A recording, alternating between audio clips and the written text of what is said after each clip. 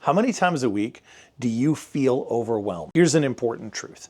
Vague is overwhelming, specific is achievable. Burn that into your brain. If you take nothing else from what you listen to in the world today, hear that. Vague is overwhelming, specific is achievable, and don't forget it. When you feel overwhelmed, ask yourself, what feels vague? If you take a breath and you ask yourself that question and you answer it, I promise you're going to end up in a much better place. I was working recently with my daughter-in-law on how she could get her homework done, and she just said, I feel so overwhelmed by it. This is so huge. And it was a big project for a class. She's working in a master's class.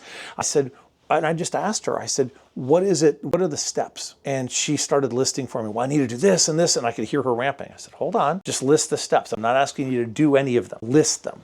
When she listed them, I said, okay, which one needs to happen first? Does that thing have more steps to it? And she realized it kind of did.